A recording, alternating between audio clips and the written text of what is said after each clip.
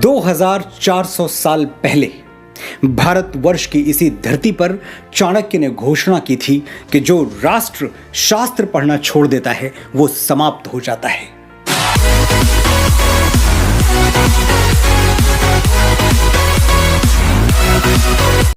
क्योंकि अतीत को जाने बिना भविष्य निर्माण की कोई संभावना है ही नहीं, और उन्होंने गौतम और नानक के इस जमीन में कलंक के बीज बो दिए। बिल्कुल यही हुआ है।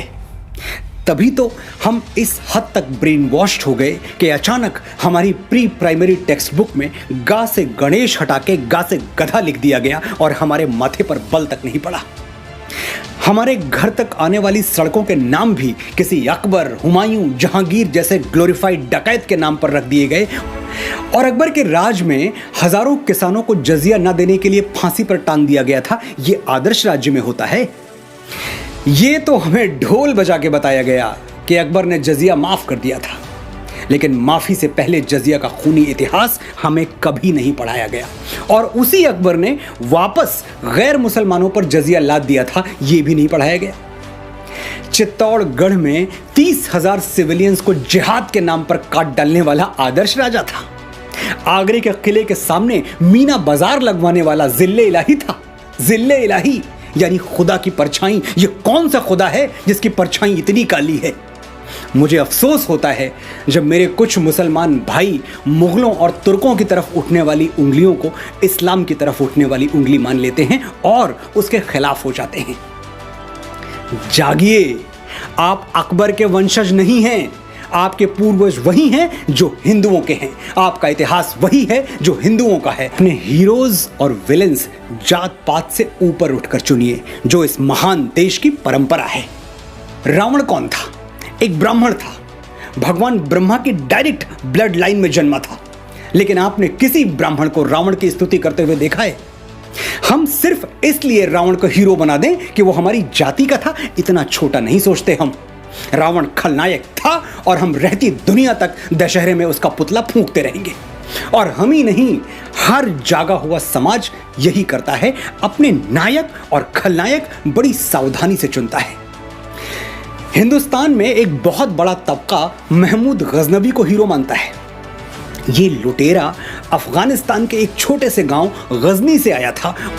अफगानिस्तान के मुसलमानों ने हिंदुओं का मंदिर लूटने वाली अपनी इस नालायक औलाद को डिसोन कर दिया, अपनी ऐतिहासिक जायदाद से बेदखल कर दिया। और दूसरी तरफ इतिहास में जगह किसको दी? कनिष्क को, जो कि कुश डायनेस्टी में जन्मा भारतवर्ष का एक महान बौद्ध राजा था। अफगानिस्तान में कनिष्क के नाम पर होटल्स हैं, इमारतें हैं, जबकि वो मुस्लिम देश है। इंडोनेशिया, जहां 87% 87% मुसलमान हैं, लेकिन वहां रामलीला ऐसी धूमधाम से होती है कि देखने वाले देखते रह जाएं। इंडोनेशियंस भी राम को अपना पूर्वज मानते हैं।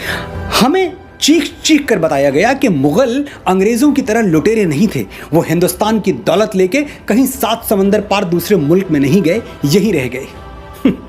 ठीक है, तो मैं आपके घर पर अटैक करता हूं, कुछ लूट के अपने घर नहीं ले जाऊंगा, बल्कि आपके ही घर में कब्जा करके रह जाऊंगा, और आपको, आपके परिवार को, जो कल तक उस घर के मालिक थे, अपना गुलाम बना के रखूंगा। आप मुझे हीरो मानेंगे? नहीं मानेंगे। तो मुगलों को हीरो क्यों मानते हैं? और क्यों ऐसी कमजोर दलीलें देते हैं जिस पर हंसी आ जाए? एक और दलील है कि मुगलों की हुकूमत में 200 सालों तक कोई सिविल वॉर नहीं हुआ, इतनी शांतिप्रियता बनी रही। मुगलों के शासन में ऐसे हजारों कंसंट्रेशन कैंप्स थे जो हिटलर के कैंप्स को शर्मिंदा कर दें। जिन आतताइयों ने तख्त को रिश्तों, नातों, मर्यादाओं और उसूलों के ऊपर रखा, हुकूमत के नशे में अपने बाप को काल कोठरी में ठूंस दिया, अपने ही भाइयों के गर्दनें उतार ली। अगर उनके राज में शांति बनी रही तो वो शांति ऐसी ही थी जैसे सद्दाम हुसैन ने इराक में बनाकर रखी थी, या फिर किम जोंग टू ने नॉर्थ कोरिया में बनाकर रखी हुई है। ये भय बिन होए न प्रीत। जब समुद्र हजारों बिनतियों के बावजूद उन्हें लंका जाने के लिए, अपनी प्राण प्रिया सीता को रावण के चंगुल से छुड़ाने के लिए रास्ता नहीं दे रहा था, तब राम विवश हो गए थे बल प्रयोग के लिए।